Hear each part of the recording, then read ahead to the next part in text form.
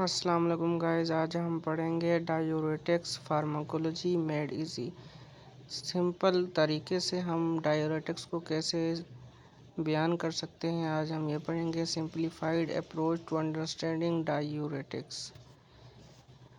सबसे पहले हम इसका इंट्रोडक्शन पढ़ते हैं। Introduction to diuretics definitions. Diuretics are drugs that promote the excretion of water and salt through the kidney. Diuretics असल में वो ड्रग्स होती हैं जो कि हमारे यूराइन को बढ़ा देती हैं, उसमें वाटर सप्लाई को ज़्यादा कर देती हैं और साल्ट भी हमारे बॉडी से ज़्यादा रिमूव होते हैं। इसका पर्पस क्या होता है? ये हाइपरटेंशन में दी जाती हैं, एडीमा में दी जाती हैं, अगर हार्ट फेलियर हो जाए तब भी दी जा सकती हैं और किडनी डिजीज़ में भी दी जा सकती हैं। और इसका मैकेनिज़्म ऑफ एक्शन की बात करें तो ये अफेक्टिंग सोडियम रीअब्जॉर्प्शन पे इफ़ेक्ट करती हैं इन द किडनी में सोडियम को रीअब्जॉर्ब नहीं होने देती। अच्छा, अगर हम इसकी टाइप्स पे आ जाते हैं तो इसकी टाइप्स में सबसे पहले थायाजाइड डायूरेटिक्स है। इसकी एग्जांपल में अगर हम देखें तो हाइड्रोक्लोरोथायाजाइड है और ये डिस्टल कन्वोल्यूटेड ट्यूब्यूल पर एक्ट करती है। और लूप डायूरेटिक्स की अगर बात करें तो ये लूप असेंडिंग लूप पे एक्ट करती है। पोटाशियम स्पेयरिंग डायूरेटिक्स भी है, स्पाइरोनोलैक्टोन इसके एग्जांपल है। कार्बोनिक एनहाइड्रेज इनहिबिटर्स की बात करें तो एसीटोलमाइड है और ऑस्मोटिक डायूरेटिक की बात करें तो उसमें मैनिटोल आ जाता है। Thiazide diuretics mechanism of action अगर इसकी बात करें तो ये इनहिबिट करता है sodium chloride symporters in the distal convoluted tubule. जिस तरह पहले भी मैंने कहा है, thiazide diuretics distal convoluted tubule पर एक्ट करता है और इसका यूज़ क्या है? ये हाइपरटेंशन को कम करता है।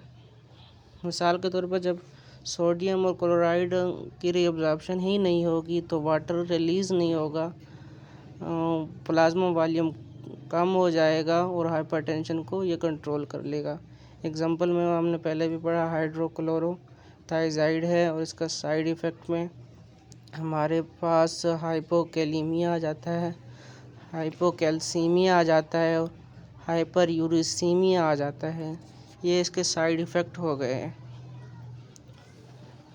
ठीक है, इसमें हमने पढ़ा थायजाइड डायूरेटिक्स के बारे में। और अगर हम लूप डायूरेटिक्स की बात करें तो इसका मैकेनिज़्म ऑफ एक्शन जो है ना, ये इनहिबिट करता है सोडियम पोटाशियम क्लोराइड को ट्रांसपोर्टर को, यानी कि सोडियम पोटाशियम क्लोराइड एक साथ ब्लड में जा रहे होते हैं in the thick ascending limb of loop of हेरने में, ये उनको रोक देता है। और इसके यूजेस की बात करें, ये वही हाइपरटेंशन, एडीमा वगैरह, रेनल फेलियर को कंट्रोल करता है। एग्जांपल हमने पहले पढ़ी फ्यूरोसेमाइड। और ये इसके साइड इफ़ेक्ट टॉक्सिसिटी, डिहाइड्रेशन और हाइपोकैलीमिया होते हैं। यानी कि डिहाइड्रेशन हो जाती है हमारी बॉडी में, यानी कि ब्लड में डिहाइड्रेशन हो जाती है और यूराइन हमारा 2 गुना हो जाता है, बढ़ जाता है। और अगर हम पोटाशियम स्पेयरिंग डायूरेटिक्स की बात करें तो इसका मैकेनिज़्म ऑफ एक्शन जो है ना, ये ब्लॉक करता है सोडियम चैनल और एंटागोनाइज एल्डोस्टेरोन रिसेप्टर्स को के काम को बढ़ा देता है। सोडियम चैनल को ब्लॉक करता है, ये बात ध्यान में रखना। इन the distal tubule and collecting duct, ये डिस्टल ट्यूब्यूल पे भी एक्ट करता है और कलेक्टिंग डक्ट पे भी। अगर हम इसके यूजेस की बात करें तो ये पोटाशियम लूज़ करता है और हार्ट फेलियर में ये अपना काम दिखाता है। एग्जांपल की बात करें तो एमाइलोराइड्स हो गए। साइड इफ़ेक्ट की बात करें, हाइपरकैलीमिया और गायनिकोमेस्टिया वगैरह ये काज कर देता है। और अगर हम कार्बोनिक एनहाइड्रेज इनहिबिटर की बात करें, इसका mechanism of action inhibit carbonic anhydrase को इनहिबिट कर देता है, रिड्यूसिंग बाइकार्बोनेट रीअब्जॉर्प्शन, यानी कि बाइकार्बोनेट को ये ब्लड में नहीं जाने देता, ये हमारी ट्यूब्यूल में जमा हो जाता है इन द प्रॉक्सिमल टेब्यूल में हमारी ये जमा हो जाता है। और ये इसके यूजेस क्या है, ग्लूकोमा में दिया जाता है। कौन सा, कार्बोनिक एनहाइड्रेज इनहिबिटर। ग्लूकोमा में एल्टीट्यूड सिकनेस यानी कि ऊंचाई से डर लगना मिसाल के तौर पर होता है ना, उसमें दिया जाता है। इसकी एग्जांपल की बात करूँ तो एसेटाजोलामाइड है, और ये side effect metabolic acidosis hypokalemia cause करता है, यानी कि ब्लड में कैल्शियम लेवल ज़्यादा हो जाता है।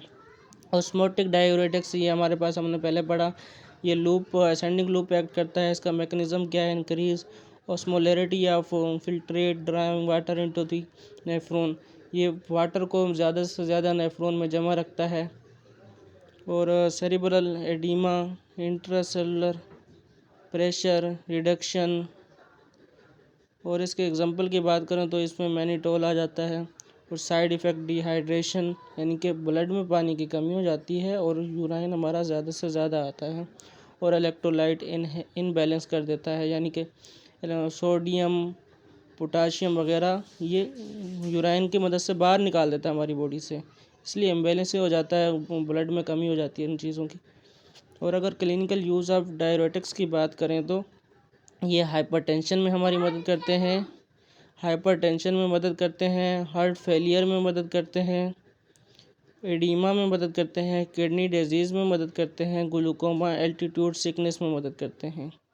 एल्टीट्यूड सिकनेस में हमने पढ़ा कार्बोनिक एनहाइड्रेज इनहिबिटर होते हैं। और हार्ट फेलियर लूप डायरेटिक्स वगैरह होते हैं। हाइपरटेंशन में थायराइड डायरेटिक्स फर्स्ट लाइन है, मिल्ड यूज़ है इसका, ये हमने पढ़ा। किडनी डिजीज़ हो जाती है ना इनसे, डायरेटिक्स जब इस्तेमाल करते हैं इलेक्ट्रोलाइट का इम्बैलेंस ज़्यादा हो जाता है हमारे पास, इसलिए।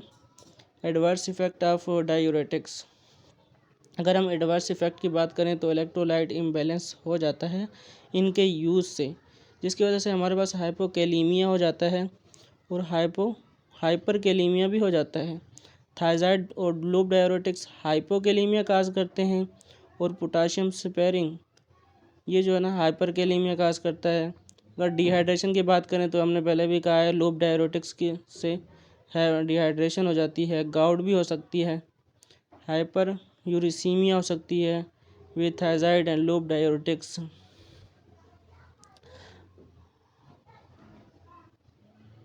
गाउट यानी कि यूरिक एसिड हमारे पास ज़्यादा से ज़्यादा बॉडी से निकलना लग जाता है, इसलिए लूप और थायराइड डायरेटिक्स में, इसलिए हमारे पास यूरिसीमिया और गाउट हो जाती है।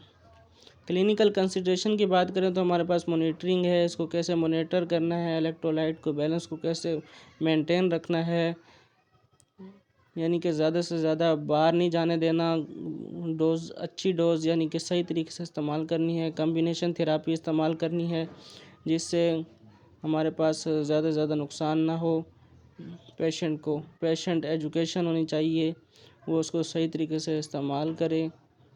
Using thyroid with a potassium sparing diuretic can prevent hypokalaemia, यानी कि कम्बिनेशन थेरापी में अगर इस्तेमाल करते हो तो हमारे कॉम्प्लिकेशन से हम बच जाते हैं, इससे हमारा कॉम्प्लिकेशंस नहीं होती।